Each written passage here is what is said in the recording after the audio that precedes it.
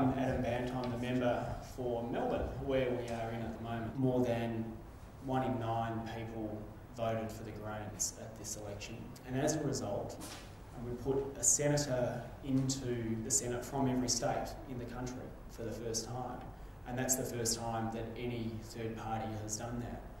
And as a result of that, from 1st of July, the Greens in the Senate will be in balance of power in our own right.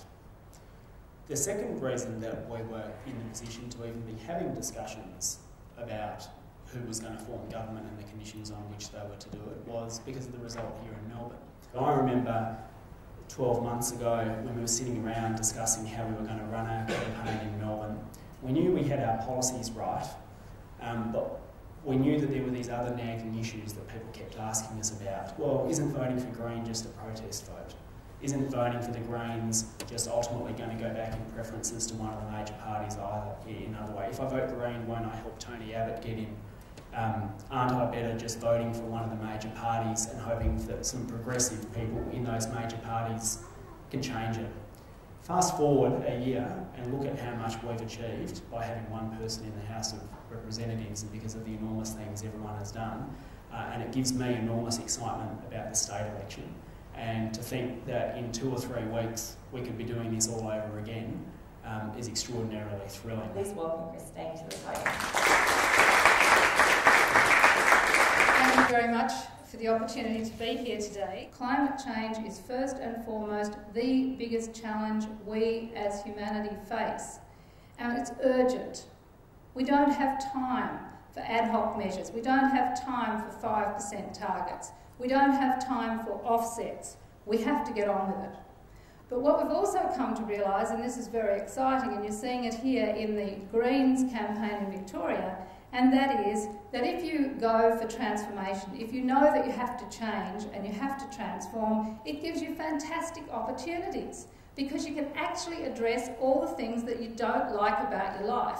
If you want to spend more time with your family, if you are sick of being in traffic jams, if you're sick of congestion, if you're sick of poor air quality, then you need to act on investing in public transport.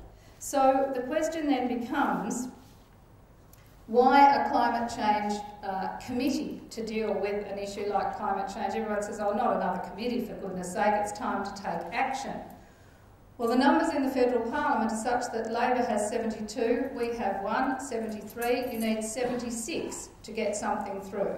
We went to the government and said we want a climate change committee not to talk about climate change, not to talk about whether we need to put a price on carbon, but actually a mechanism to deliver a price on carbon in a timely manner.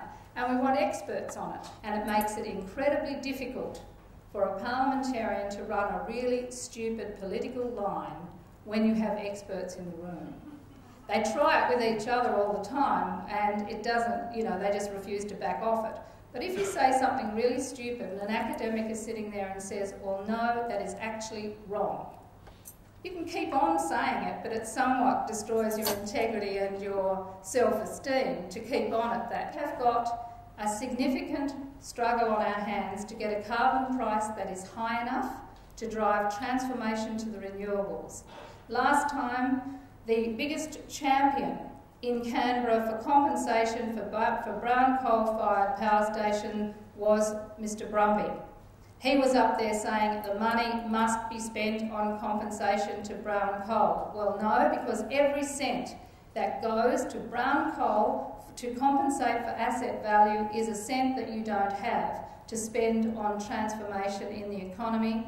Given that half the money will go to compensation for low-income households, that means we have to have some of that money in order to spend on new technologies. Einstein once said that you don't solve problems with the same consciousness that created them.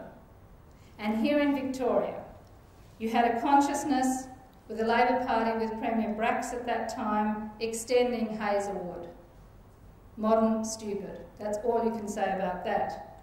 Then you had Premier Brumby building a desalination plant. Modern stupid. Now there is a third layer of Australian emissions, and that is Australian companies going to developing countries which don't have targets, binding targets under the existing Kyoto Protocol arrangements, Australian companies going there saying, we will build you the mine, build you the transport network to get the coal from the mine to the power station, we'll build you the coal-fired power station, and this is all coming to you from Australia. So the result is we have 3 times at least the emissions that we quote as a result of our export of coal addiction. Finally, in Victoria, it's hard to believe that a Premier would even talk about continuing coal mining and continuing coal-fired power, given the risk of fire from extreme weather events, the climate scenarios. Because as came out in the Royal Commission, if a fire gets into a mine and down to coal seams, you have a fire in those coal seams for 10, 20 or 30 years. Modern, stupid. So I conclude by saying that Victoria has a fantastic opportunity to deliver balance of power to the Greens at this election, to have courageous policies which will deliver real action on climate change and will assist in bringing together local, state and federal government on the task that is the most important task as we face this century of the environment. Thank you. I think what they have proposed is very, very good.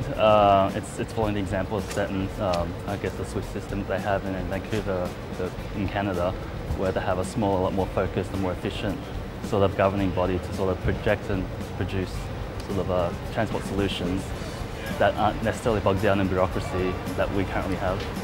It was interesting, you know, the price on carbon. There's a lot of contentious issues with that, and I'd be kind of wondering, when you take in a tax like that, you have to ring fence first of all the money. I think the old paradigm where there's only 2 footy teams on the fields politically is now coming to an end, and I think it's really good that the Greens are able to, people are able to see that there's more than just 2 sides. We can lead by stopping digging our heels. At the moment, Victoria is iconic of all that's wrong in the climate change debate because of our addiction to brown coal.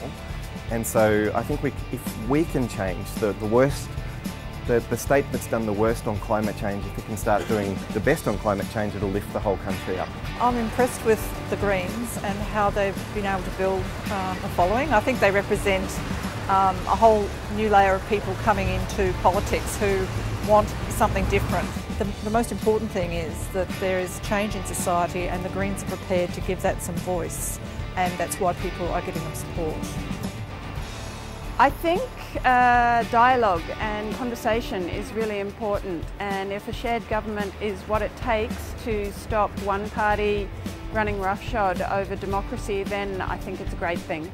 Well, I was a member of the Labor Party for over 20 years, and I just became disgusted with the lack of vision and the lack of action on climate change. The Brumby government has been an absolute environmental disaster with starting with channel deepening, the desalination plant which is going to chew up energy, and the use of brown coal to produce our electricity and to export. I think it's essential that we get Greens into the state parliament so that we can start taking action seriously in Victoria. Really impressed with the way that they are considering the result of a climate tax on the poor and ensuring that it doesn't fall back to the workers and the low income earners to pay for it. So yes, I was impressed with all speakers today.